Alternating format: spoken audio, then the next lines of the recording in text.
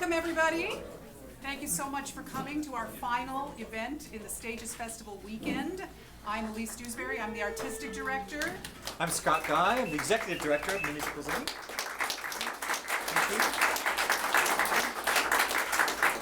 It's been a rather amazing weekend, and we have a nice full house because we have 26 performers with us who are going to be singing for us this afternoon, plus a lot of the writers from the weekend, so it's going to be a lot of fun. You're going to tell us about it. Yes. So today is sort of an amalgamation of a couple of things. One, you got to see some highlights from the festival that we just did, but we're also going to give you some highlights of the entire season here, not only at New Musicals Inc., where we develop new musicals, but from the Academy for New Musical Theater, which is where we have classes and courses. So we're going to go sort of in developmental order. The first things we're going to do came out of our learning curriculum, where you study the craft of musicals. And then the middle portion is sort of approximately in the developmental phases, where we're dealing with things we've done in concerts or in this room. And then the last portion of tonight's concert will be focusing on things which either we have produced or are getting ready for production, or we're in partnership with producers. So that's the shape of the evening. Okay, and to get started, we're going to, as Scott said, we're going to start out with our curriculum here at the Academy for New Musical Theater. We are a writer's workshop. Come on in, Joelle, you can find a seat. We're talking about you. Ladies and gentlemen, Joelle. Because you're just in time. Your piece is up first, so come and sit. Right. Okay, so we are a writer's workshop that helps book writers, lyricists, and composers as they learn how to write new shows, how to collaborate with each other, writing new musicals. And the place that writers start with us is the core curriculum that starts every fall, and it's a collaborative workshop process where every month we put the writers on a new team, send them away to write some assignments, and then have them come back and present them and get a lot of feedback, and then we move on to the next assignment. Their final assignment every year is to write a 15-minute musical, which we then produce. So this year's batch of writers, we had 8 15-minute musicals with this year's batch, and we produced them all at the Broadwater second stage just a few weeks ago. And so we wanted to start this evening off by letting you hear one of the numbers from one of those shows. And what's interesting about this number is that we give the writers a bunch of parameters, and one of the things we give them is a musical motif, a 5-note motif that they have to incorporate into the show at some point. All 8 of the writers had to do that. And this particular number from this show is the incorporation of the motif. I thought that was an interesting thing. The show itself is called, the evening was called Green-Eyed Monsters. It was all about jealousy. This particular show is called The Fifth Element, with book and lyrics by Wayne Self and music by Joelle Ferrando. And it's about the god of jealousy.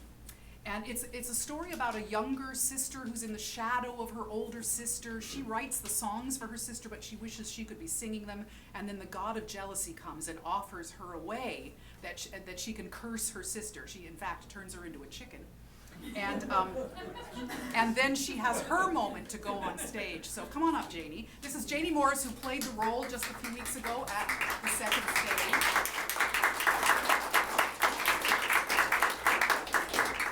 Janie is playing the role of Doris, the younger sister. And of course you have it memorized because you just did a production. And so this is I'm the Only One from The Fifth Element, performed by Janie Morris.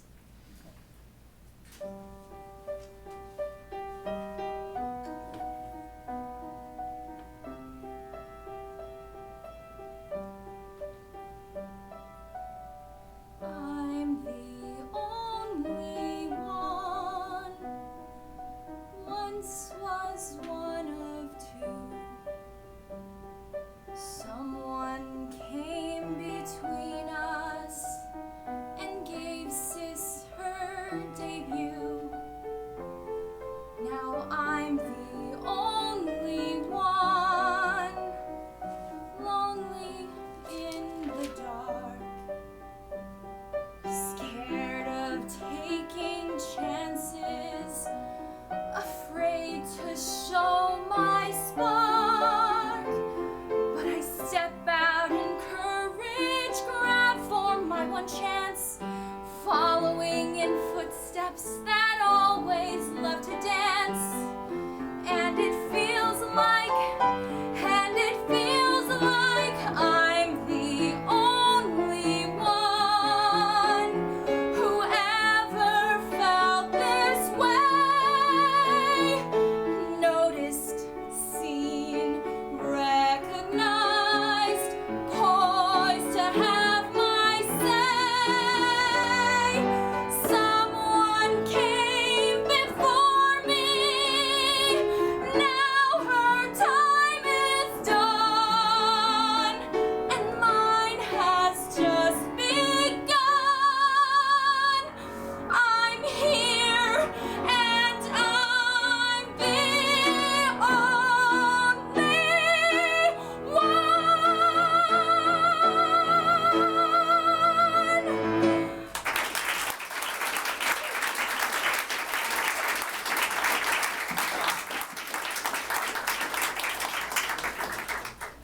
Thank you so much, Janie.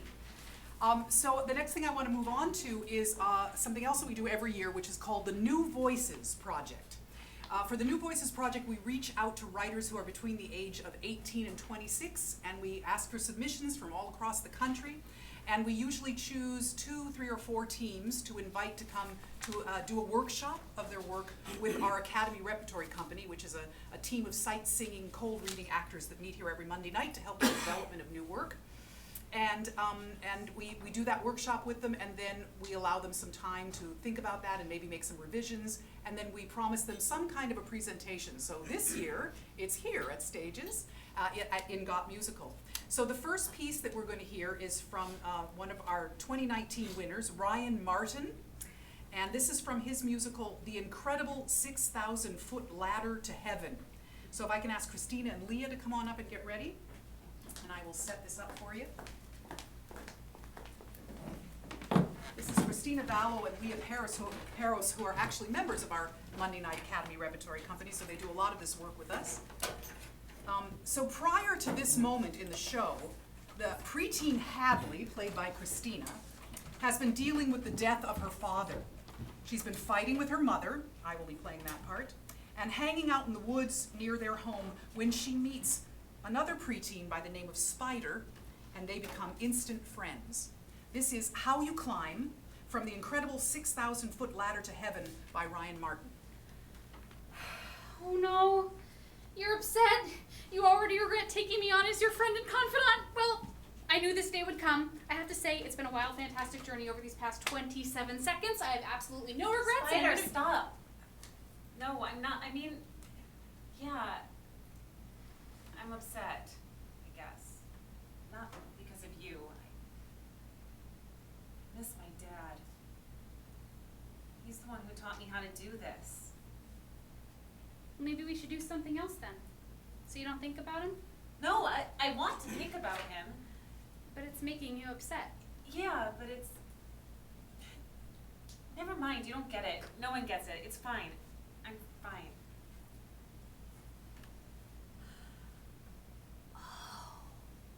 You miss your dad, so you want to do something that makes you feel connected to him, like making the arrows, but then feeling connected to him makes you miss him more because it reminds you that he's gone and never returning. All the same, you decided that missing him is worthwhile as long as it keeps you connected to him. Gotcha.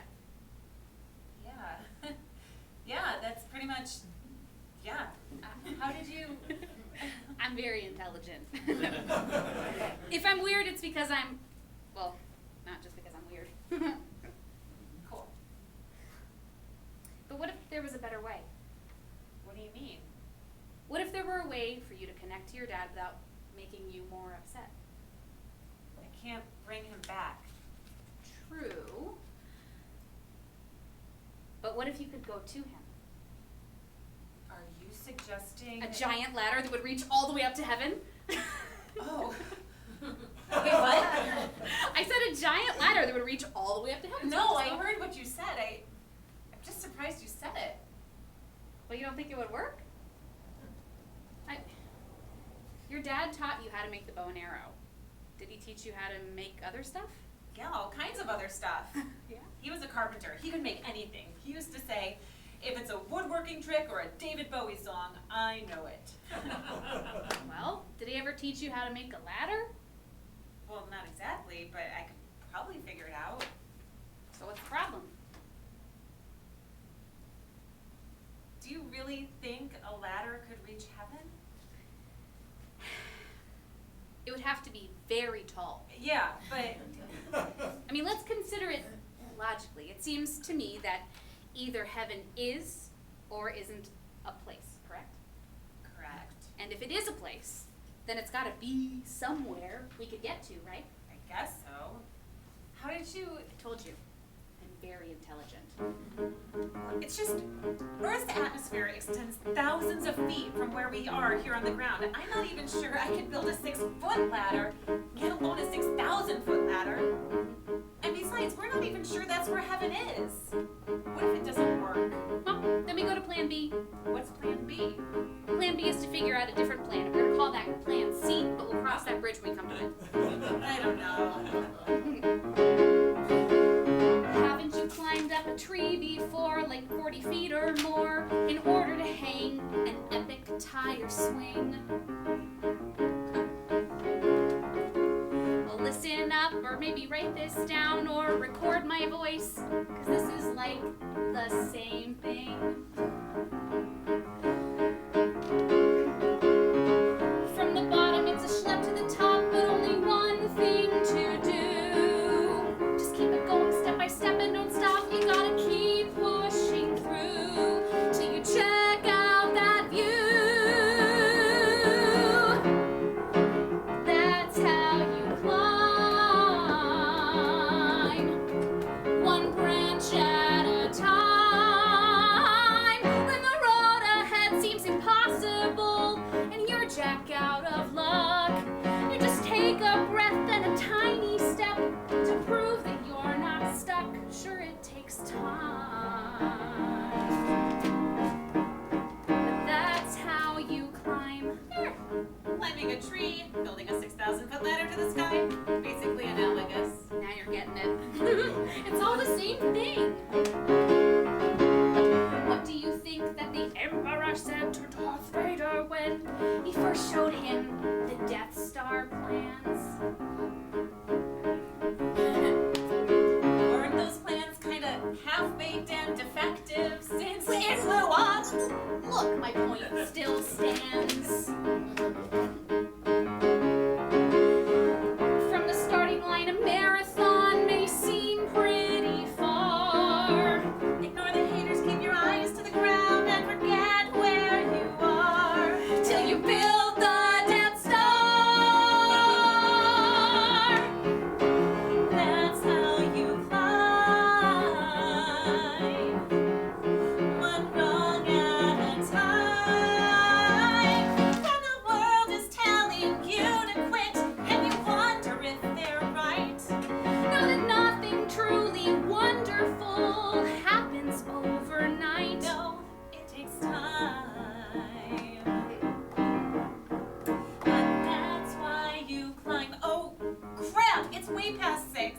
My mom's gonna be pissed. Be back here, same time tomorrow, okay? Meet like you and me? Yeah. Okay.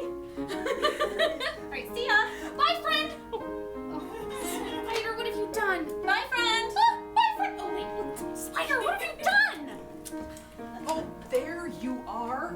It's almost dark. Hadley, where were you? Making a mess. Hadley. No, I promise I didn't get into any trouble. I even made a friend. Oh, you did? Oh, that's wonderful. What's your friend's name? Spider. Oh, is that French? No, I think it's arachnid. And what did you and Spider do all day? We're building a 6,000-foot ladder. What's 6,000 feet away? Heaven, maybe. Sweetie, are you going to tell Dr. Bernstein about the ladder? See, this is why, as a rule, I don't tell you things. There you are. Did you get the lumber? As much as I can carry you. Yep. Set it down right over there in the pile. Whoa! What are those? arrows? My dad's tools. You know how to use our tools? You will too. How else are we gonna build a 6,000-foot ladder? Spider, you okay? It's just that every day you literally get cooler and cooler, and I don't know how to handle this Thank anymore. you, Spider. Okay, right, back to work. From the bottom it's a schlep to the top, but only one thing to do. Just keep it going step by step and don't stop. You gotta keep pushing through Till you check out that view. That's how you climb. One rung at a time. When the journey seems too daunting and the odds are way unfair, You just inch your way along the path, and suddenly you're there. Sure, it takes time, but that's why you climb. Oh, hello. Just interrupting for a sec. I thought you two might be hungry, so I made you a little snack. Apples with lemon for Spider and apples with cinnamon sugar for Hadley. Did I get that right? Miss B, you can do no wrong. Thanks. How's the ladder coming? You've been at it for what, a month now? It's getting pretty big. It's probably big enough for now, wouldn't you say? If you climb up to the top, you can see over the forest and into the next town. Actually, you can see into the next couple of towns if you kind of squint. That's wonderful, and I know you're being safe. Oh yeah, super safe. In fact, you could say we put the AF in safe, like safe AF. That stands for safest. Safest friends. Safest friends. Oh, safe as friends. Are you hungry, Hadley? I brought you a snack, apples with cinnamon. Actually, good, thanks. You should eat your apples before they brown. See, that's why I like the lemon. It's a natural flavor and a delicious preservative. Oh, I can bring you some apples with lemon if you'd rather. I don't need lemon. Sorry, I'm just trying to concentrate, you know? Safe as friends. Okay. Let me know if you need anything. I'll be inside. How big do you think it is now? I mean, it was tall before, but this is... Heavenly. I can't believe it, Spider. We're doing it. We're really doing it. Yeah. How much farther do we have left? Can't quite tell. But like if you had to say, like a ballpark, close-ish, or I mean, at least halfway there, right? Wouldn't you say, Hadley?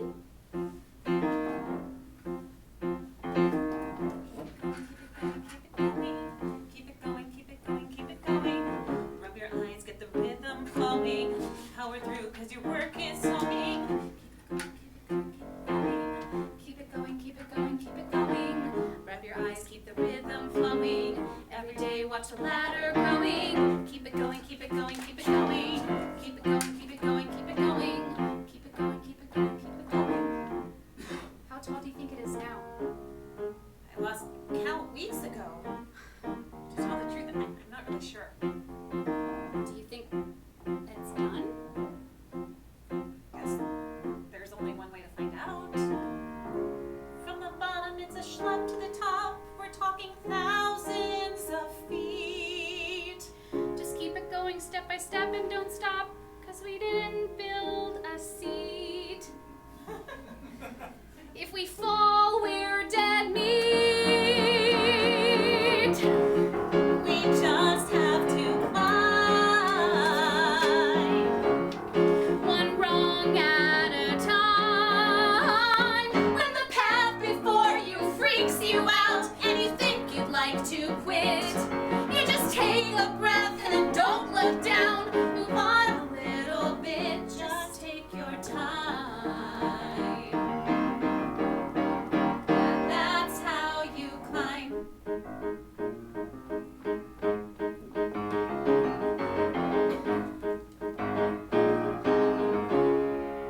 Ready? Here goes nothing.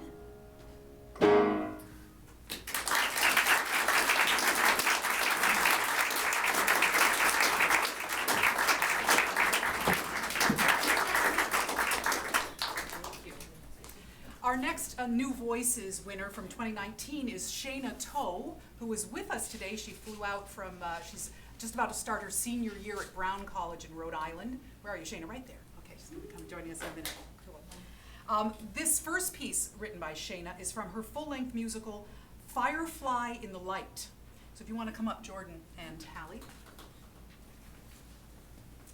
Jordan is playing the character of Jake, a sweet, shy 17-year-old who has just returned to the small town he grew up in after traveling and constantly moving around with his parents.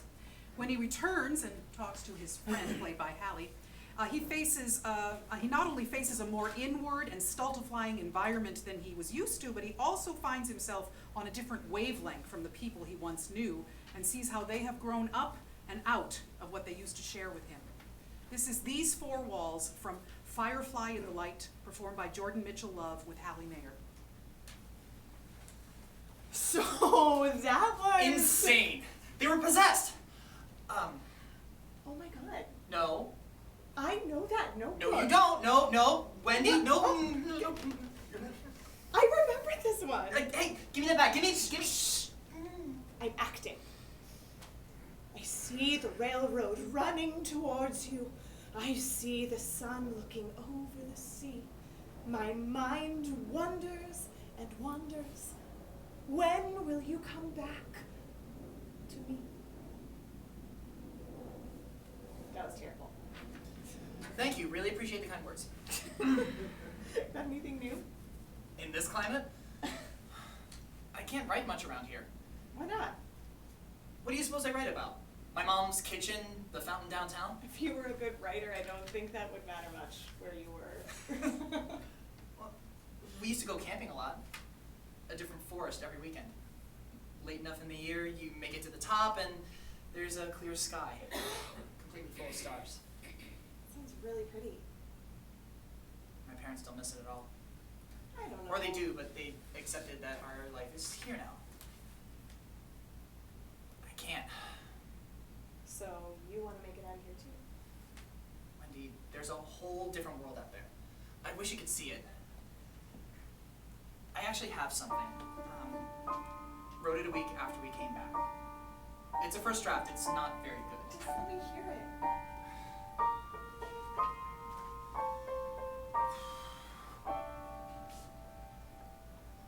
These four walls burning down. One day I'll shine like a light. I'll run right out of this town. Run away and I'll find my own story beckoning for me. I know someday I'll get out, but for good, and I'll be seeing a world brilliant and brave like I should. Silver moons on the valley plain shining, amber sun rising, not trapped in these rooms, it's a life coming soon. I really don't know how to continue. I like it. I do. You should finish it. Where are you off to? Rehearsal. For your audition? Spirit Week. Are you still the mascot? No. I'm singing as they do the cheers. It's turned into a whole bit. I thought you hated Spirit Week. Oh, I still do. But they keep asking me to do it, and what else is there to do around here? Go Wolves! 'Cause here life will stay the same for this whole time. 5 years down and nothing's changed. I'm bored out of my mind. It's almost as if they are bound, ready to live their lives out here. They've hunkered down. If that's the way of this town, then I want a different road. I'll tell my tales, enchant and set hearts aglow. Stories I want the world to know, that I'll show. I'll write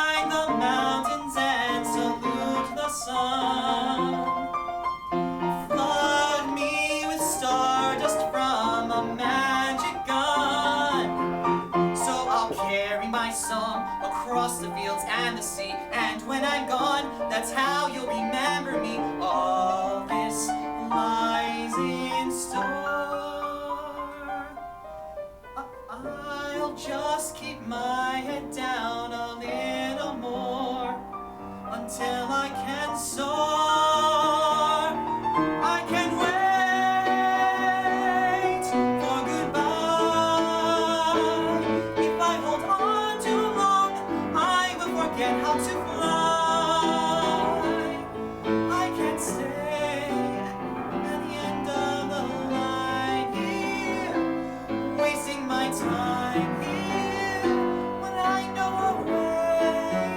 I will run to the river flow.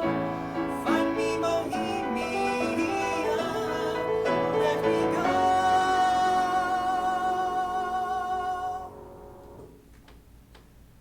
I won't give up until I've seen it all. There's so much more beyond these four walls.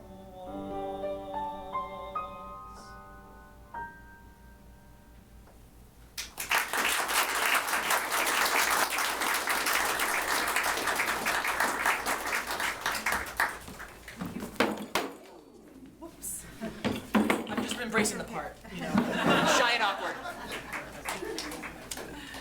So I'm going to ask Shayna to come up now because Shayna's actually going to perform this next song that she wrote. It's a standalone song from a new song cycle which explores the journey of 4 young adults on the brink of adulthood as they explore what they've left behind, what got them here, and the people they've loved and left along the way. She's going to be performing the song herself because it recalls a personal moment when she went back to visit her childhood bedroom and then wrote this song to try and make sense of how a room can become a repository for so many years of one's life as we change and grow over the years. Only Life Knows, written and performed by Shayna Toe.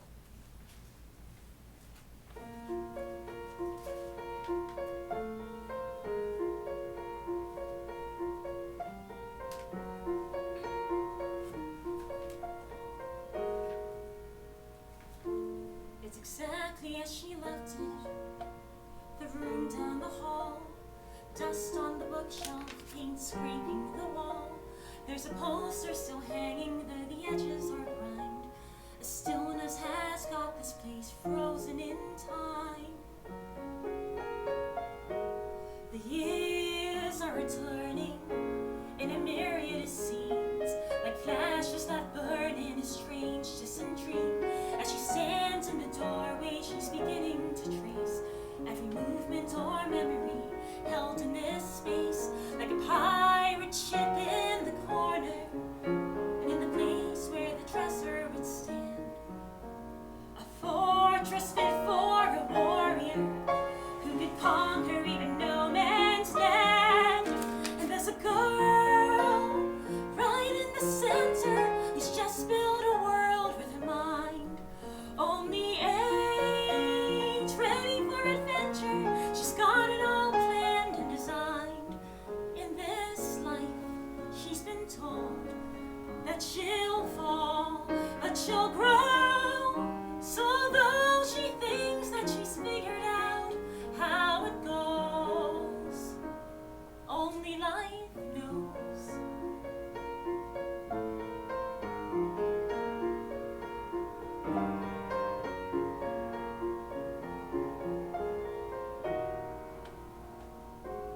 And then time gets slower as she's trying to get through. The years start to test her like teenage years do. Choking back heartbreak and pacing the floor aren't quite the things that she's bargained for. She's starting to slip, she's losing control. It's a battle that she's fighting and it's coming for her soul. The world that she built up is tumbling down, and there's no one else around. And she's there, alone in the center. Nothing is going to plan. She's scared, lonelier than ever. It's a mess that she can't understand. In this life, she's been bold, but she falls. Why is that so?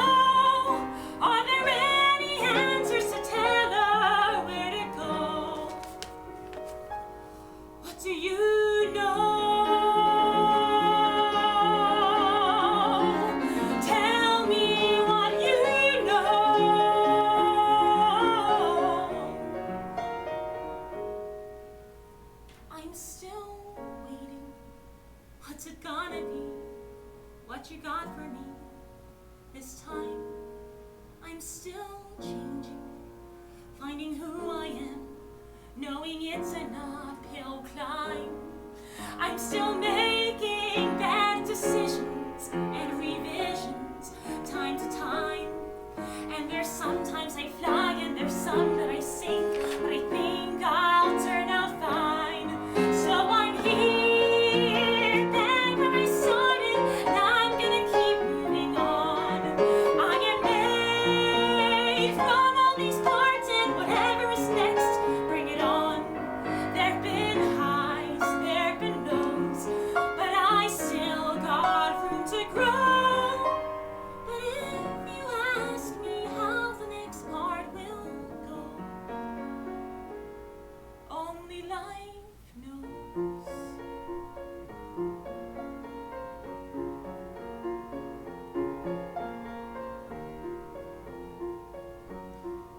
Only life knows.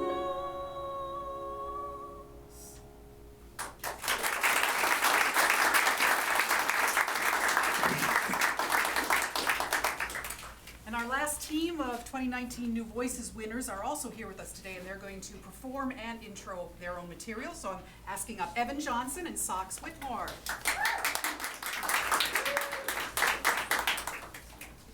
Hi everyone, thanks so much for coming.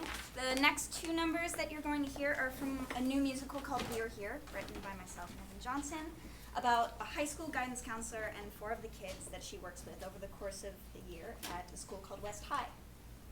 The first song you're going to hear centers around Damien, played by Magneto Morgan, who's a high school senior with bipolar disorder, hasn't had a lot of friends for most of his life, and spends a lot of his time playing role-playing games online at home as an outlet. In this song, he admits to his new friends that he has met, Christina as Kira, myself as Tori, and Evan as Colin, what life has been like for him so far and how it's different now that he's met them. So, are we like the Breakfast Club now? The Breakfast Club is overrated. Besides, we didn't meet in detention. I don't get detention. I haven't gone to any Breakfast Club meetings. Do they have vegetarian options? Okay, we don't have to be like the Breakfast Club. We're more like a D&D party. Do you guys know what fantasy tabletop role-playing is? Gross. No. So last year I discovered a way to escape all the stress that I face at school. When I get home from West, I'm out on a quest to fight monsters for their jewels. I hop on my computer, and suddenly I'm in a different land. I command a wizard, Dumble the Worthy, as he treks across the desert sand. His royal father disowned him, skipped town when young Dumble lost an eye. Thought his kid would never have potential, but to prove him wrong, the boy took up magic so that he could learn to fight. Oh, I love that. Did you make that up yourself? They did. Someone's in storytelling mode today. Where is this going? So you guys ought to know that Dumble fights to prove himself. The other players always think he's a fool. They're not impressed by his spells. And you guys ought to know that if you can't spell, you're not much of a wizard. Dumble does his best when put to the test, but having just one eye is hard. Even when you try so hard. Dumble sounds sad. Yeah, no kidding. Why'd you only give him one eye? I don't believe in perfect heroes. But I think you guys do know what it's like to give your all and watch things get worse. Be told you need to slay the dragon when you've got to get up the mountain first. But even though sometimes I think I'll never reach the top, I know you're climbing too. So I roll, roll, roll, and continue up to reach the top with you.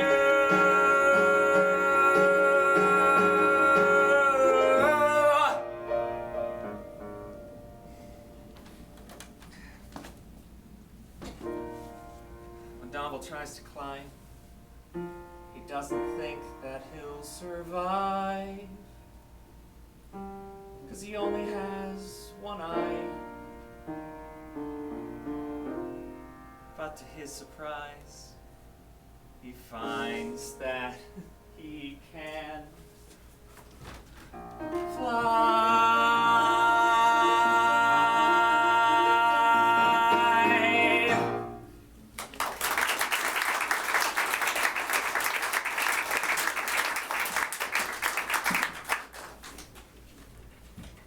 The next song is called Powerless. It does address sexual assault in a very graphic way. If you don't need to do anything to take care of yourselves, feel free. In the scene, Tori, played by me, is a high school sophomore from a bad home who frequently gets sent to the guidance counselor for acting out. Valerie, played by Christina, is said guidance counselor who has trauma of her own that's recently been resurfacing.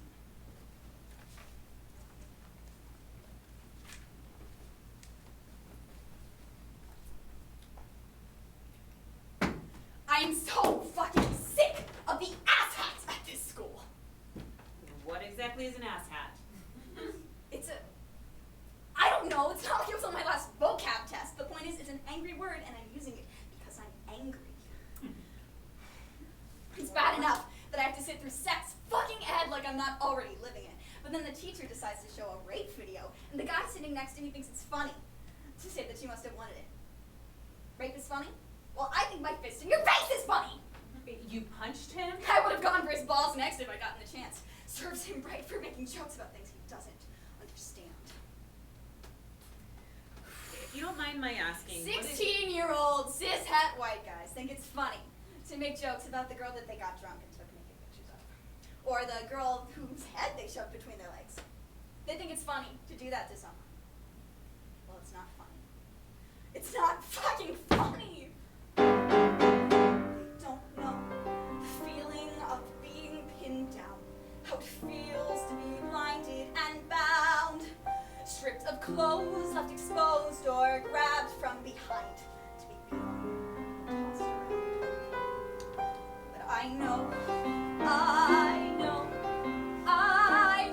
what it's like to be powerless, and I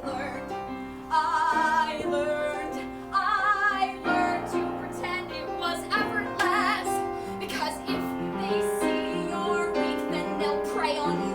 They'll make fun while he has his way on you. They leave me with less of me.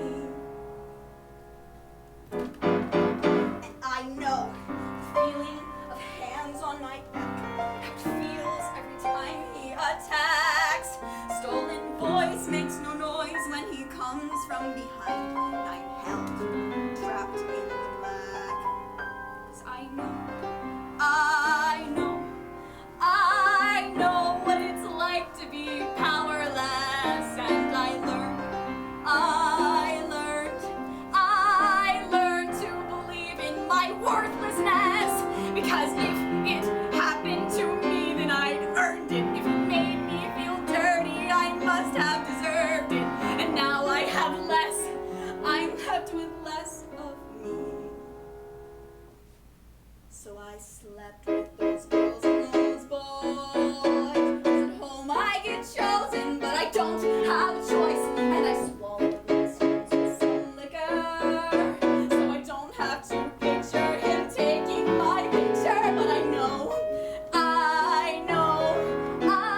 try to deny and defy, but I know what it's like to be powerless.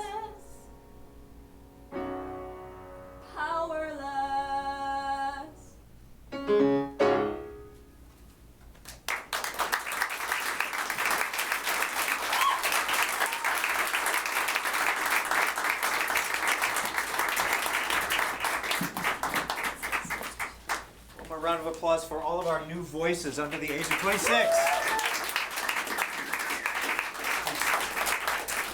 It's one of our most rewarding projects that we do is with reaching out through the New Voices project and working with new voices that we haven't heard before. We get to share with you guys. So now we're transitioning into highlights from this weekend, Stages Musical Theater Festival, which is a series of readings at the sort of under-rehearsed and rehearsed for projects which are new at various stages of development, i.e. ones which are very first draft. We did some that weren't quite even finished yet, as well as ones which are in first draft or second or third, or ones which are ready for production. So we use this weekend as an opportunity to push half a dozen or so musicals a little bit further along. So the first one we're going to share with is called Pickpocket. It's written by Sandy Casson. Where is she? She's here. Yes? No? Yes, there. Sandy's she came through the NMI writing program. She's up at the Bay Area. And her composer collaborator, she wrote the book and lyrics. And her composer collaborator is Billy Wolf, who's also here. I'll give you just a second. You'll hear it. I'll give you a cue. So Pickpocket is the name of the show. It takes place in 1903, and it's about young Nance Olden, who makes her way through life as a pickpocket until she finds her way into the vaudeville. So this first song is one of the vaudeville acts from the players at Obermüller's Vaudeville, which begins with some teenage boys. Let's bring in the teenage boys. Here's the teenage boys, right? Is this? Am I expecting? Yes. John Wallace, Taji, no? She's gone. And Casey, yeah, teenage boys. There we go, teenage boys. Aren't they all boys in the show? They're just playing next? Okay. This is all I have to go with. I'm going off of this. That's my joke. Yes, go on, John.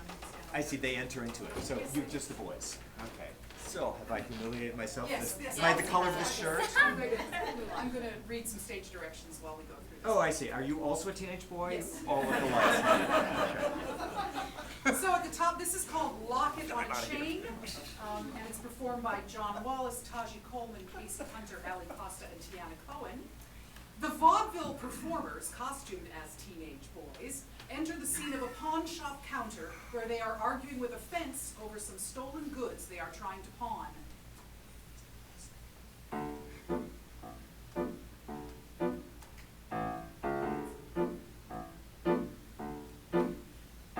A pair of ladies' gloves, a locket on a chain, a basket that some foolish girl abandoned on the morning train. I'm being very generous to give you 30 cents. The gloves are worn, the basket's frayed, the locket has some ugly dents. It isn't right, it isn't fair, these things are worth at least $1. However will we lift ourselves above this life of sin and squalor? 30 cents, take it or leave it. The boys exit and the landlord enters. Good morning, Mrs. Brown. The rent is overdue. I haven't got the cash to pay, this locket now belongs to you. The fence gives the locket to the landlord, who takes it to a bar and approaches a prostitute. Come here where I can see you're looking very nice. Let's go enjoy a bit of sport. This locket here will pay your price. The landlord and the prostitute exit together. The policeman enters the bar and gets a free drink. The landlord exits, buttoning up his pants, and the policeman approaches the prostitute. I'm making an arrest, unless you can explain just how it is you came to have that perfect locket on a chain. My saintly mother passed away, and this is what she left to me. Soliciting immoral acts, this locket here will pay your fee. It isn't right, it isn't fair. My honest work procured that locket. You're nothing but a common thief. to put my necklace in your pocket. Maybe you'd like to wear these bracelets. The prostitute exits and the teen boys enter and pick the policeman's pocket while he sings.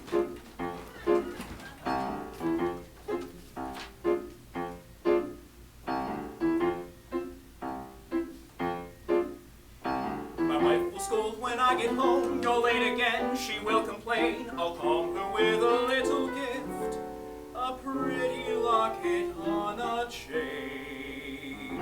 The teen boys head back to the pawn shop where the fence is waiting. A pair of ladies' gloves, a locket on a chain, a basket that some foolish girl abandoned on the evening train.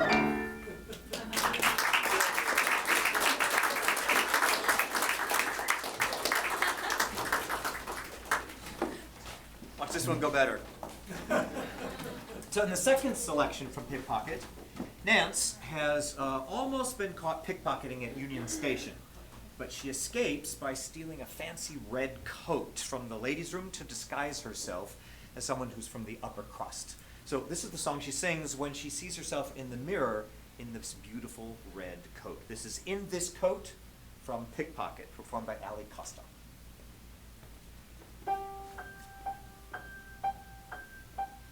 In this coat I might be a Vanderbilt, dripping with diamonds, bracelets and rings, instead of a pickpocket earning my living by lifting other people's things. The richest of wallets, the collar is fur, the cut and the drape of it ever so fine. Who would have thought just a moment ago such a coat would ever be mine? Lunch with the bishop, then off to the opera. Enrico Caruso's debut at the Met. Society ladies are eager to meet me. They'll know by my coat I belong to their set. I'll dine at Delmonico's, meet the Floridora girls. Then on a steamer I'm off to Paris. The wealthiest gentlemen dancing with me.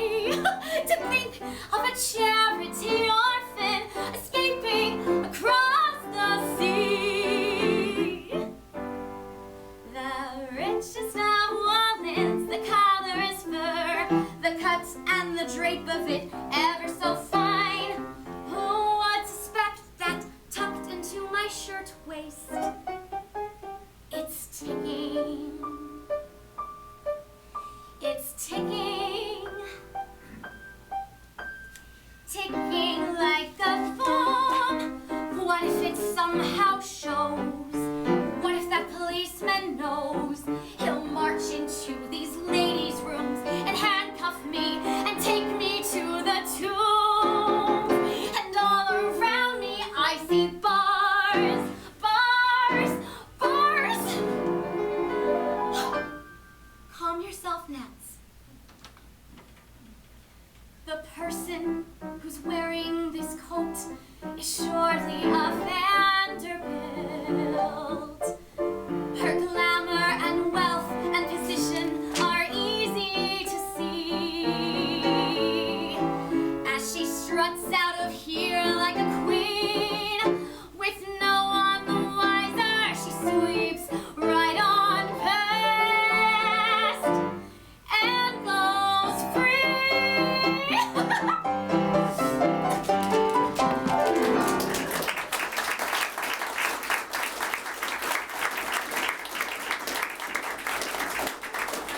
Gotta love those adorable pickpockets, right? So the next musical we're going to share is called The Flesh Trade. We have a search for new musicals that people from all around the country and all the world can submit to. And this is written by Christopher Haloida. He got second place in our search with this musical. So this came through a staff workshop, by which I mean Elise and I read all the parts and gave Christopher some feedback and more feedback and more feedback. How long was that? 3-4 hours? I don't know. And then he went away and rewrote his show, and the resulting draft is what we heard this weekend, is his first time to hear that draft. He's joining us here today. He's from Milwaukee. Where is he? There he is, right there, out front. Get up better. From Milwaukee, Christopher Malaya.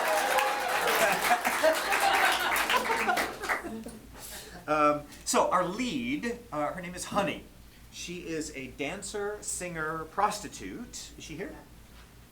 Yeah. Otherwise, I'm going on. Don't make me do that. Honey is a dancer, singer, prostitute at the Sweet Tooth Saloon in Tombstone, Arizona in the late 1800s. In her quest to get enough money to get herself out of that one-horse town, she's gotten herself into a lot of trouble. So her friend and co-worker, Sugar, has started to sense that something is amiss. This is You and Me from The Flesh Trade, performed by Lindsay Zena and Leah Paris.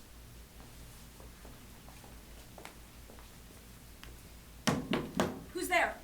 Hey, honey, it's Sugar. I got a little present for you. Oh, really? It ain't much, just a little something from my moon sister. Love, Sugar. Aw, thanks, darling. Now, you gotta turn it around to the front, honey. They don't give two shits as long as you're popping tits. Just something to remember us little people by when you're moving on to greener pastures and all. Oh, Sugar. You make this? Yeah, took a little while. Well, you really shouldn't have. Something's different about you lately, honey. Seems like you're actually leaving this time for good. Well, we all gotta go sometime. Always kind of hoped you'd have me in your cottage sometime. It's real cozy in here. I mean, we always work together, but we never, work together. They say a girl in your hand is worth two in the bush. Sounds sexy, I think. You sure got away with words, honey. But is something wrong? I mean, I was drunk for sure, but I can always tell when something's up with my moon sister. Ain't nothing wrong, Sugar. You just seem kind of tense. Oh, come on, honey. Everything's so relaxed with Papa Bear on vacation. I hope he never comes back. Me neither, Sugar. Me neither. Let's just relax. Cut loose and enjoy each other's company. You're always such a consummate professional. Come on. Give me a little something sweet. Oh, just friends then? Oh, Sugar. I guess you must think I'm easy. Would have been easy. Getting easier. Huh? Honey, what are you talking about? I knew something was up. Oh, Sugar. I made a deal with the cannibals. You jerking my merkin? Well, Sugar, you know I would never do that. You've just been working for some real nasty folks, maybe worse than Papa Bear. I've been selling bodies to them. Jesus! I don't know what's happening anymore. I just... Well, I hate to say that I told you so, but I told you so. Well, no use crying over spilt wolf milk. What? No, it's just spilt milk. Wolf milk? No, it ain't wolf milk. That don't make no damn sense. It's never cry wolf and don't cry over spilt milk, and never the twain shall meet. Huh? Really? How come no one told me? It seemed rude to correct you. Something tells me that Papa Bear is not on vacation. Nope. He ain't coming back. Never. And what about Candy?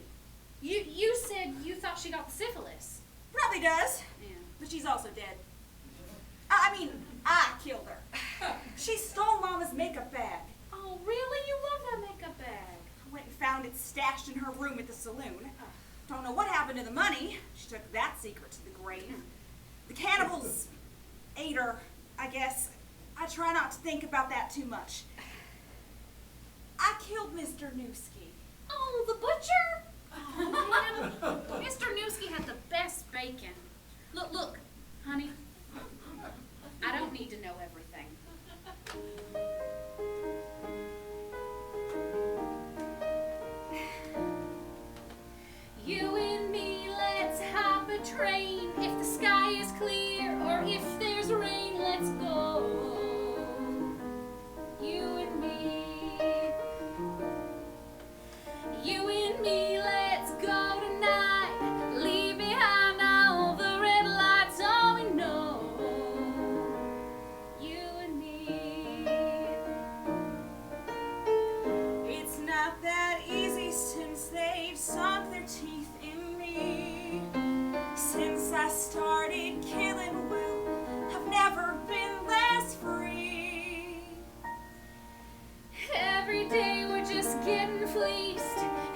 everybody wants a piece of us, you and me.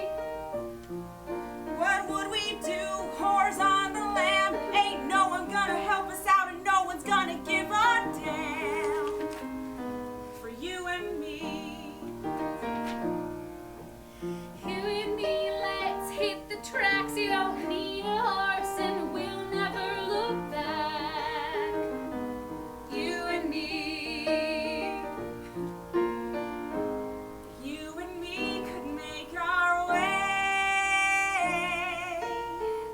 up at the crack of dawn of a brand new day. You've always been right by my side through the bumpiest of rides it's been. You and me.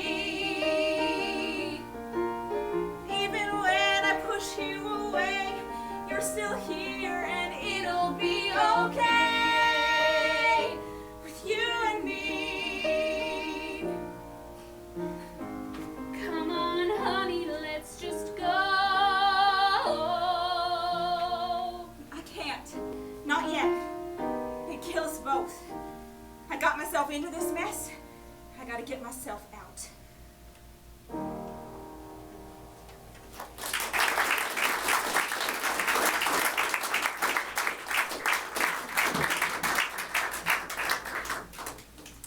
The next show that we're going to represent right now is Across the Street, written by Dean Alexander and Janet Hay, who are right up here in the front row.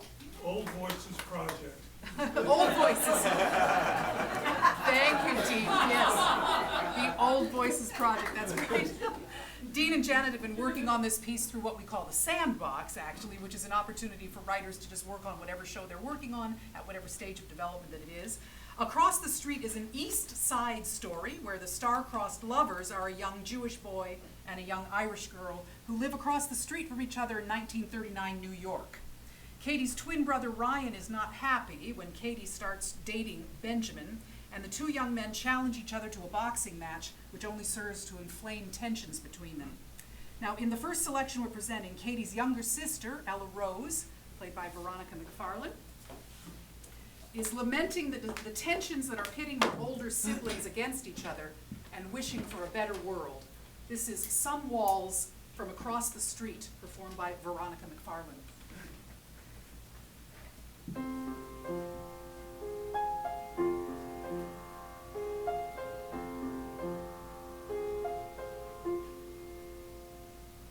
Some walls are little, some walls are tall.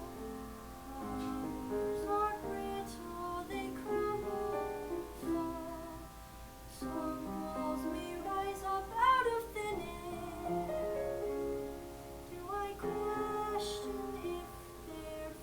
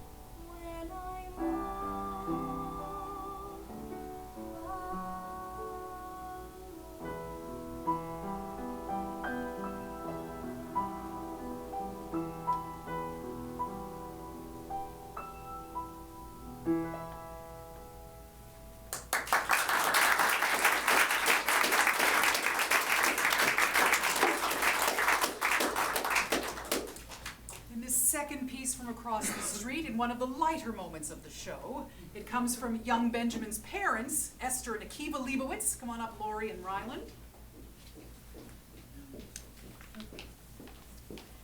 Now, Esther and Akiva are having a little trouble accepting that their son is involved with a shiksa. And this is the song Oi from across the street.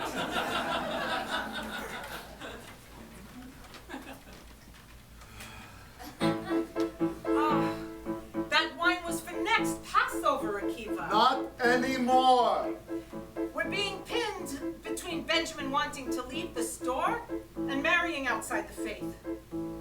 It's like being stuck at Passover between horseradish and bitter herbs. You're getting ahead of yourself, Esther. This was on Benjamin's bed. Read it. No. Mrs. Katie Leibowitz. Oi. I can hear Zadie lamenting in Leningrad. My papa'll say vat werden, he'll think it's Armageddon. Your ma will think the world is torn apart. He's tasted the elixir of a beautiful young shiksa. Now Rabbi wants to have a heart to heart. Oi! Question after question, I'm now having digestion to compliment phlebitis and the gout. Oi. Is there bad news to deliver? Should we sit home and sit shiver, or wait for God to figure something out? Boy, Oi. boy, mitzvah boy, there must be some nice Jewish girl, a Sadie, Sophie, Rose, or Pearl, whose smile will make his flag unfurl and fill his heart with joy. Chapter from Tolstoy. Why not avoid a family fuss and much meshuggah, mishigas? Marry like the rest of us and Jewish life enjoy. Whatever happened to those Cohen kids anyway? The ones dressed up like little leprechauns in the St. Patrick's Day parade? Aha! They're all baptized. Cohen's Catholic. Oi! It's St. Peter they're bestowing on each new leprechaun. God knows if the boys are circumcised. Or worse than that, I'm thinking that their moil could be drinking. Ah. To get it done, he may need several tries. Oi! Mitzvah boy. There must be some nice Jewish girl, a Sadie, Sophie, Rose, or Pearl, whose smile would make his flag unfurl and fill his heart with joy. Chapter from Tolstoy. Why not avoid a family fuss and much meshuggah, mishigas? Marry like the rest of us and Jewish life enjoy. How would we get along with his family, with her family? Bring a kugel, invite them for Passover? Can I wear a yarmulke in their church? What, it look like the Pope? So let us drown our sorrow for today and then tomorrow. It's hard to be a winner in defeat. I pray that the Creator gives us leeway at next Seder. And wiggle room for those across the street. Our role in life is not Benjamin's role. That's true. Our rules are not his rules. Our reality is not our son's reality. But I still love him. Of course you do. And I still need him. I do too.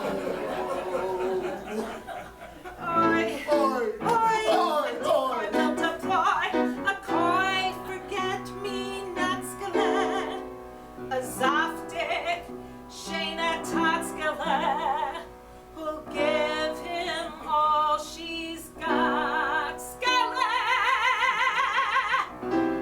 So he'll forget the goy.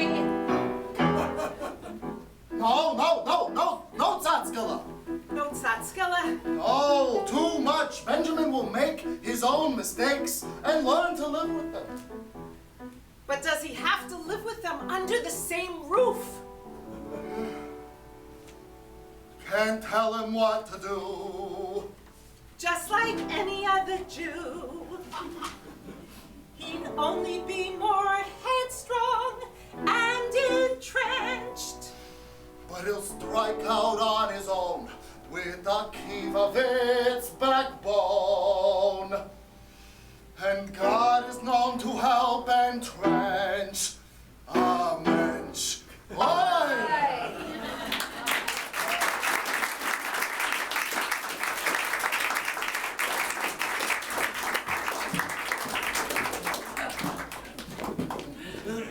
Okay. Moving on to a slightly different culture, we're now gonna have a song from Big Noise, written by Joel Bailey and Ron Barnett. Joel is in the house somewhere. Where are you, Joel? Back there. And of course, Ron Barnett is at the piano. You guys can come on up, Tanaka and Samuel. In the aftermath of Hurricane Katrina, musician Henry Toussaint and his band Big Noise lose their steady gig. In this selection from the show, Henry turns to his brother Michael, a playboy and lifelong sibling rival, to help him get a day job when he struggles to keep his family together in New Orleans' devastated lower Ninth Ward.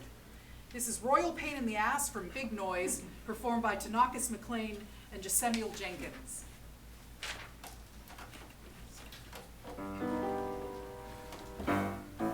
Cinnamon looks mighty fun, except it's all kind of shallow and crass. And that's bad? So I'll tell you straight, for your cut rate date, you're nothing but a pain in her ass. You married guys ain't very wise, begging wifey for a hall pass. Never happened. You better dance, cause she wears the pants. You're just a henpecked pain in the ass. You love to mock both me and Doc. To you, music ain't nothing but brass. Tell it like it is. Till you can see all it means to me. You're nothing but a pain in my ass. You're at the lead when she's around me. It's like I pass some real nasty gas. You have a problem. I like to gamble and a midnight ramble. Does that make me a pain in the ass? I'll admit that once in a while. Huh? What's that? You manage to make me smile. It's something you do. Reminds me it's you. And your style rises up like bile. I know you think your shit don't stink. Your ego's always flying first class. Better leg room. It's insanity, so much vanity. When you're a total pain in the ass. Ain't gonna crow. You already know you're a bad reality show. You're a royal pain, I'll say it plain. A royal pain driving me insane. You're a royal hammer, royal pain in the ass.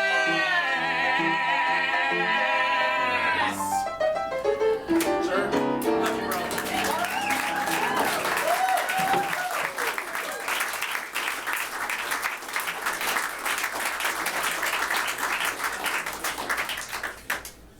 Now here comes a section of musicals that we are aiming for a commercial market. So we're in conversations with producers, sort of at the creative stage. We give them about a paragraph idea and say, what do you think? Can you sell this show? And they say, not that one, not that one, not one. Yeah, maybe that one. So this is one of the maybe that ones.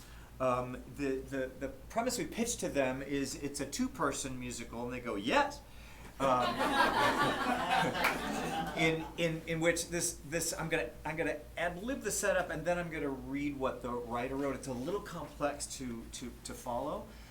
The idea, it's called the Forsyte Saga. Forsyte meaning foresight.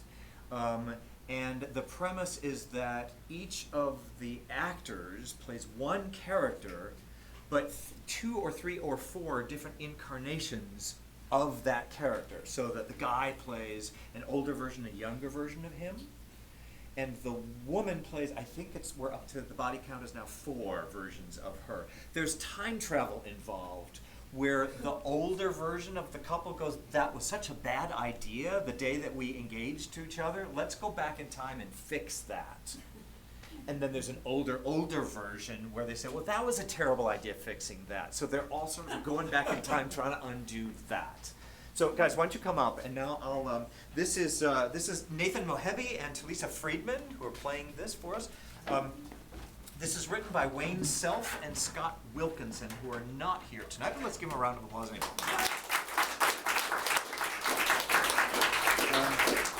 So this song is called Let's Make Up for Lost Time. I'm going to read now slowly and carefully the exact premise.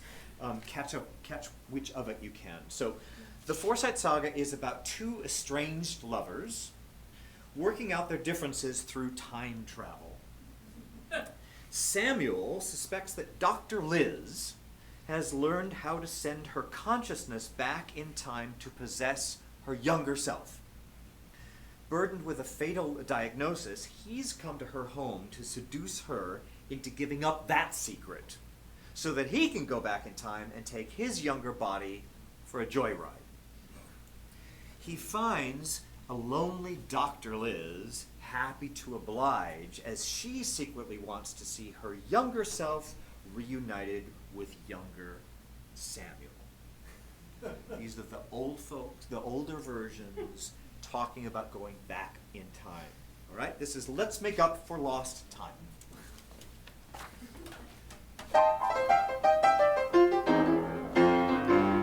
It's empty here in a league of my own. Man assumed friend is my native zone. I love my degrees and my really smart phone, but they leave me cold when I'm sitting alone. Remembering how you left me feeling sublime. Let's make up for lost time. Dr. Liz, but we haven't seen each other in years. Exactly, now get that shirt up. When did my Lizzie learn how to insist? I'd rather pursue when I'm craving a tryst. But I have to admit that it's good to feel missed. Though you're awkwardly forward, why should I resist? A lonely woman in a sexual prime. Sure, let's make up for lost time.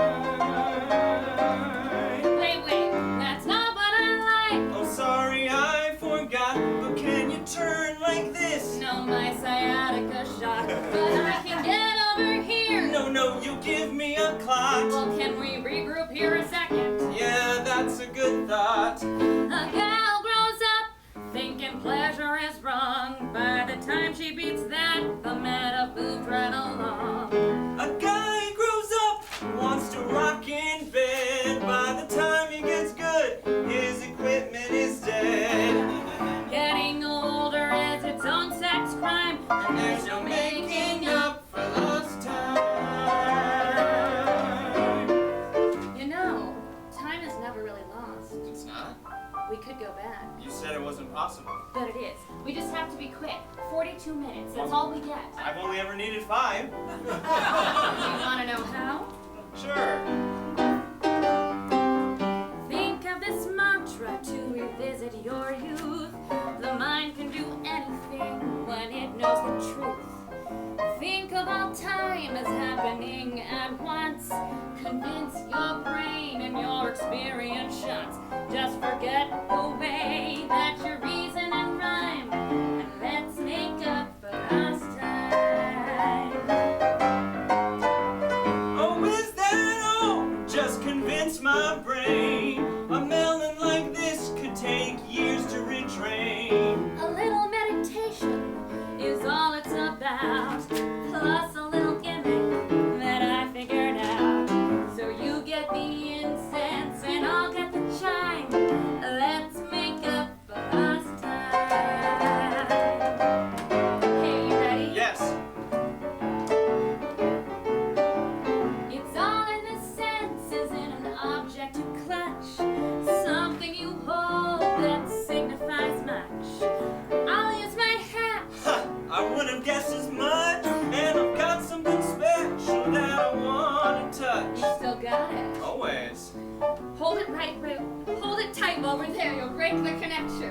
us back to our breakup.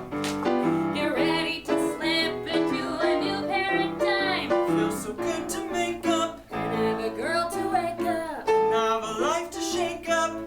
Let's make up for lost time.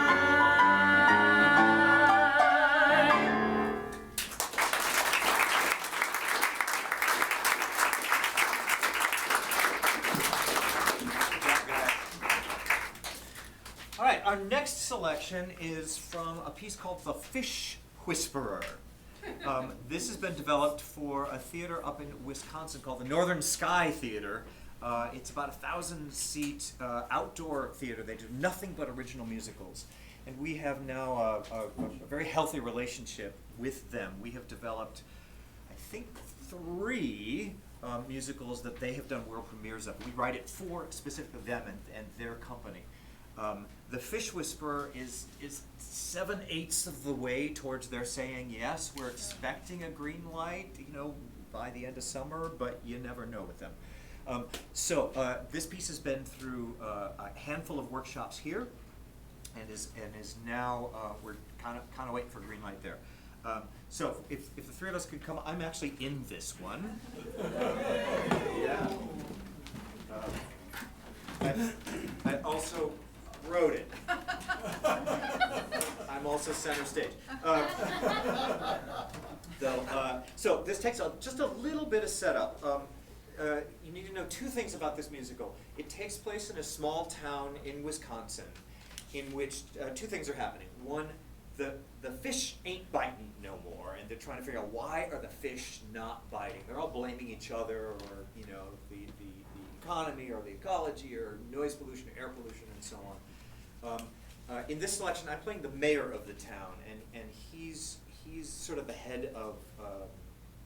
They're all kind of blaming him because he's depressed over. You need to know the second piece of this information. His wife died 2 years ago. He just hasn't come out of his funk, and so he's not leading. And there's a metaphor over the whole show that if he is repaired, by which measure is if he fishes again, then the town and the fish will come back. So the townspeople have been urging him to fish again, but he just can't face, because he used to fish with his wife, and it brings up bad memories of missing him. Leah's playing my daughter. I'm playing the mayor. What you need to know about Elisa's character, she's the title character, the Fish Whisperer.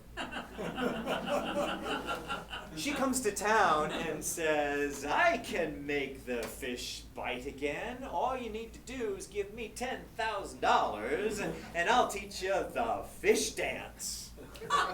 And the fish will start biting again. And Mayor Amos is like, oh yeah, really, you con woman. So he's been trying to tell the whole townspeople, don't believe a word this woman says, and try to run her out of town on the rails. So the moment before this happens, Mayor Amos his daughter has said, come on, you gotta try, Dad. Come on, let's get you the fish. So she gets him to the pier, and he just can't bring himself to do it. He says, no, I'm not ready. I'm still not over the death of my wife. So this is a scene from The Fish Whisperer. What can I do for you, Mayor? Yeah, stay away from my daughter. It's okay, Dad. No, it's not. This whispering windbag is destroying my family and my town. Ma'am? I feel like I just got here. It's borderline criminal. Getting folks to believe in the unbelievable. Myths and magic dances and whispering. It's wrong. Treating us like fools. If in the morning you don't return every cent of my friend's money, I'm prepared to call the state police to get you out of town. Dad, she actually made a point a couple seconds No, ago. no worries. I'm out of here. Don't worry your little municipal head. And you'll return every cent. Yeah, got it right here. Murder's cash. Gunner's IOU. When I collect my pension from retiring from the DNR. Oh, there's a couple of tear stains there. Oh, and here's papers from Carlton and Jason. He did something on his phone. It's all there. Take it. You can give it all back to them, and I'll go pack. Returning the money. Yeah, I don't trust you. What am I missing here? What are you doing? I'm whispering.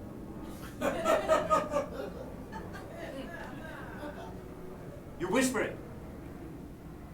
To the fish. Well, that's ridiculous. My brother taught me this. If you whisper, they can hear. You should try it, Amos. Here, I should try whispering to fish. I have been on my own for a long time, and at times I long for someone of my own who can hear my hopes and worries above the noise and shouts, and help me weigh what's right and wrong and reassure my doubts. But until I can find my heart's companion, I'm content in knowing I am not alone. There's the lapping of the water, soft breezes through the trees, our great Wisconsin moon above to put my mind at ease. And so I whisper.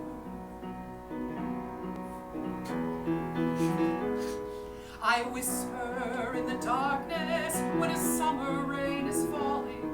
I whisper to the trees that bend and sigh. I whisper in the morning when the meadowlarks are calling. I whisper to the river rushing by. I whisper to the fish. I whisper to the fishes when I'm not sure where I'm going. I whisper, though I hide behind a mask. I whisper all the secrets I am too afraid of showing, questions I can never dare to ask. I whisper to the fish. They say fish can't feel pain. I don't believe it. All living creatures bruise inside or out. They hear my hurt and somehow they relieve it. Those fish are mighty smart. So at least I've made a start to clear my head and heal my heart. When I whisper to a bass or pike or trout. It's a lot of hooey, right, Dad? Maybe. Maybe not. Really? I should have tried harder to fish. You're just not ready to say goodbye to Mom. I think maybe I am. Because by fish, you don't actually mean fish. You mean something else. Nope, I mean fish. Do you mind if I try? Wow. Are you serious, Dad? It's not like the fish can actually. Oh, maybe they can. So keep it G-rated.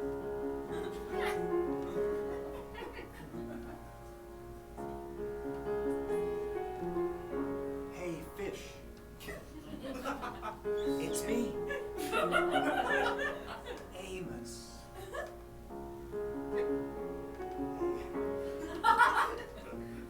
So, fish, you might remember how Christine and I first met here. To laugh and splash and watch the river run. Attaboy. And all our whispered secrets, whispered dreams I won't forget here. But where we once were two, now I'm just one. I whisper to the northern pike, I think it's time to try now. I whisper to the trout, come clear my mind. I whisper to my sweet Christine, it's time to say goodbye now. Like fish, I look around, not behind. I whisper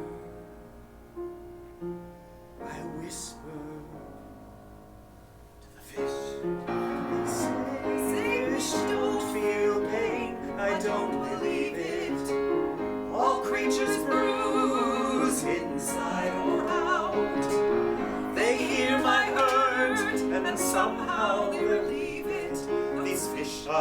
mighty smart. So at least I've made a start to clear my head and heal my heart. Good for you, Dad. I whisper and I listen and I whisper even stronger. And can they hear our answer? I don't know. They've been around 100 million years or maybe longer. They take my whispered yearnings where they go. I whisper all that I feel and wish. I whisper to the fish.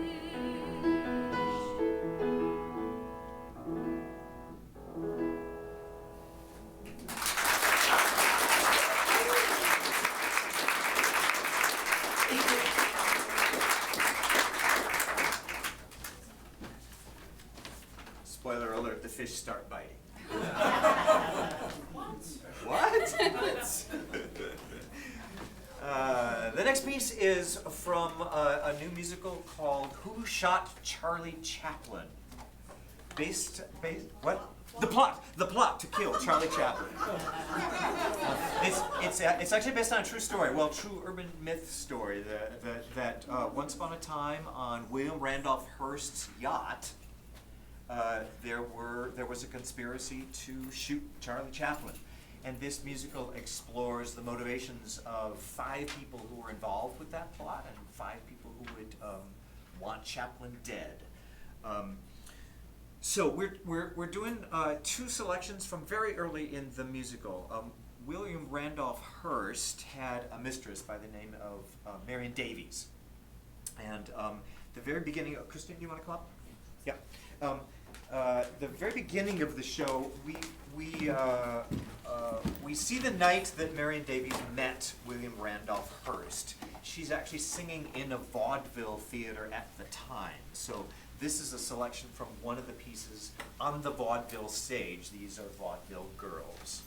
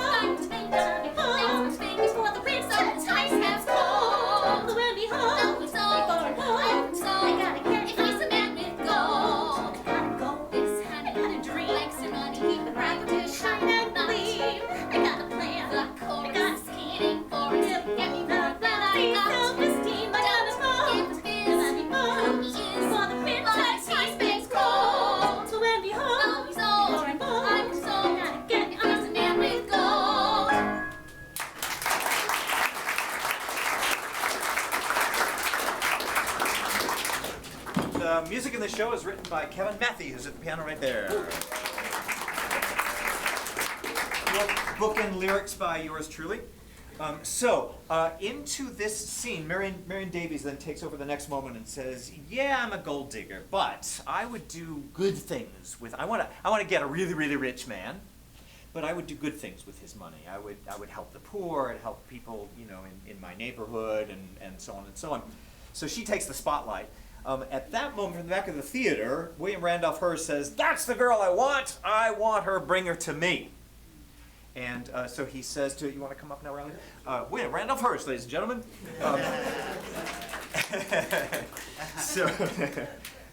So one of Hearst's executives looks into the background of Marion Davies and finds out she's got kind of a shady background, and not only that, she's not really very well poised. She's got this snort, right? And she doesn't really have good manners and so on. So his flunky says to him, "Boss, we got a problem." And Hearst says, "I don't want to hear about this problem." And he says, "Let me tell you, serious, I think you want to hear this." This is his reply to his executive.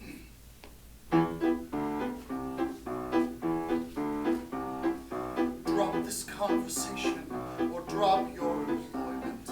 The girl might be trouble, but the girl is mine. I don't want to hear what I don't want to hear.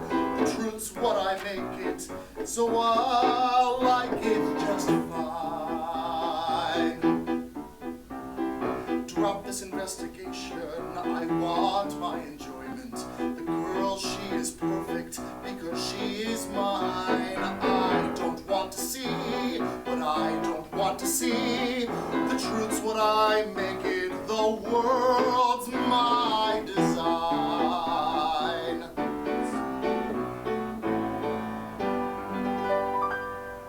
Who built an empire? I'm thinking, not you. On the doorstep, whose name? It's not yours. No, you're not the one who gets to say no until it's your name on the door. The day it's your name that's over the gate. When we drive on the lot that you built. The day you spend millions in shipping and freight.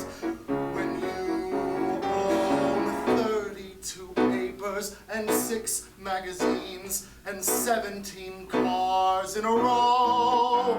When you've purchased each friend and bought every foe. Only then is the day that you get to say no.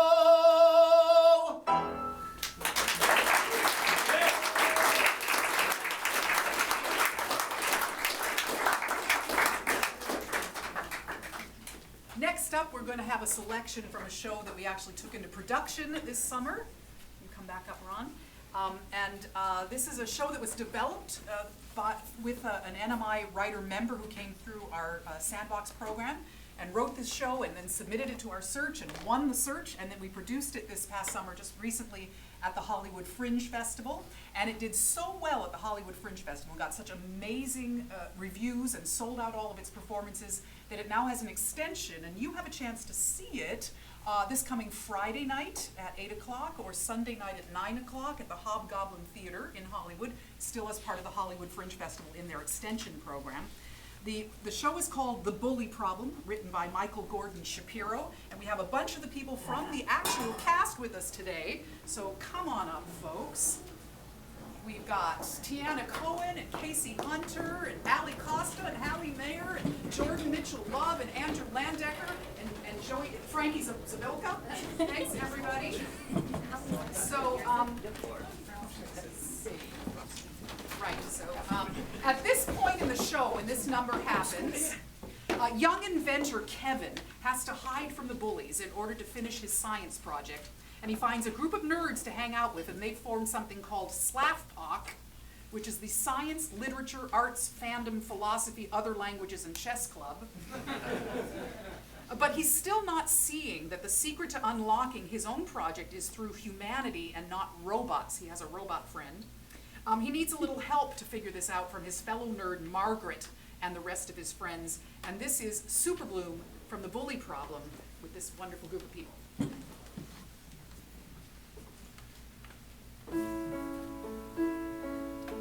You love your tools and your technology. You build your intricate machines. It's what you do, I guess. But have you asked yourself what all your hard work really means? There's something in the air, a stirring everywhere, like flora reaching for the sky. These kids have turned the page, but if you disengage, you'll let the magic pass you by. Take a look around, 'cause everything is changing. It's the early signs of a super bloom. They are growing fast, their landscapes rearranging. If you just look around, you'll see it. And you may realize you've started blooming too. These kids are full of genius. These kids are full of smarts. No one needs to tell them where to go. They're all on secret missions. They're playing their own parts. They're weird and awkward and obsessive and amazing. All they need is room to grow. Take a look around and watch the transformation from a quiet shade to a super bloom. They are reaching up and end in isolation. But if you turn away, you'll miss it and never realize you started blooming too. Kevin, look, I'm feeling less distracted. you have started I'm this. getting much more sleep. You have put a thing in motion. You just need to follow through to commit. I started feeling better. Started writing more. To let some worlds collide, to be apart and step inside. I'm not so scared. It's not so bad. I'm feeling more like me. Take a look around. The miracle has started. The prediction's clear. It's a super bloom. They will change the world and create it open-hearted. And you'll be part of why it happened. And it'll be because you started blooming too. It's kind of cool to feel this. It's rather freeing, really. It's kind of weird. It's like I'm more myself, getting better. I think we did it.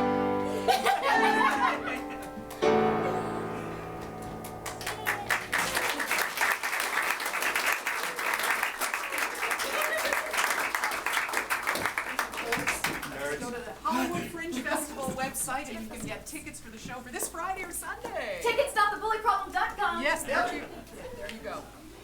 So before we get on to our last piece, I want to just thank a few people, everybody who made this whole weekend possible. Our amazing intern back there at the tech table, Justice Guardia. Our brand new administrative assistant, Troy Barbosa.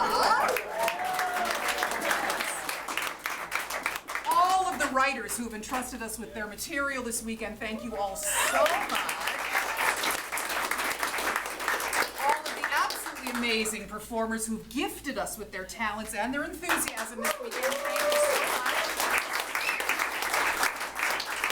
Our founding director, John Sparks, for getting the whole thing started all those years ago. Thank you, John. My partner in crime, Scott Guy. My partner in crime, Elise Gooseberry. All of the folks this weekend who've been making music at the piano, from Evan Johnson to Kevin Matthey. But without a doubt, I think the biggest thanks for this weekend goes 100% absolutely to the amazing and unflappable Ron Barnett.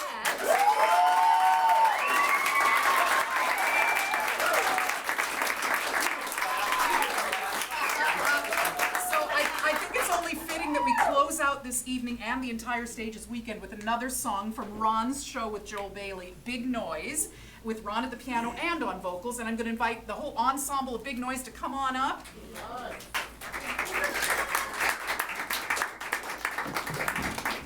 So in this selection, it's a few minutes before midnight on Fat Tuesday, the final day of Mardi Gras. In the posh lounge of New Orleans' Grand Orleans Hotel is almost empty. The tourists have deserted the city after Hurricane Katrina's destruction. But Henry Toussaint and his band, Big Noise, refuse to let this dampen their spirits as they sign off with their final song for the night. Big Noise!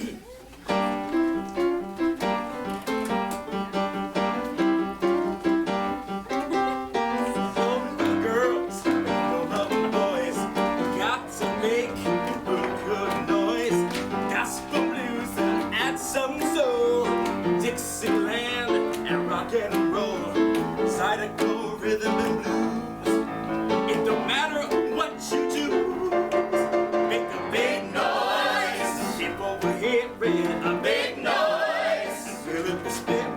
A big noise. Good times roll. A big noise. Yes, I feel your soul. Everyone enjoys a big noise. Garden District and Uptown. Carré and all around, Storyville to Center City. Every corner sounds so pretty.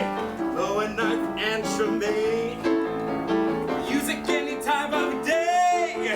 Make a big noise. People will hear it. A big noise. Feel every spirit. A big noise. The times roll. A big noise. Feel your soul.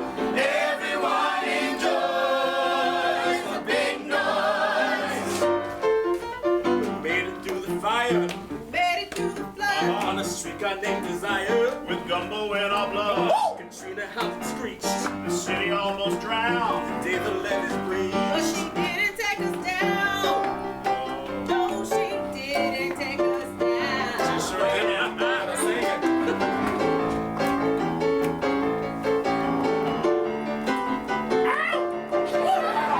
When you come to New Orleans, have some fun and make a scene. On the Jeep, or drop some cash. Down the street or with some cash. Money, money, just till dawn. Ain't no way to do it wrong. Make a big noise. Smile a sound. A big noise. Keep it up nice and brown. A big noise. Good time to roll. A big noise. Feel your soul. Everyone enjoy.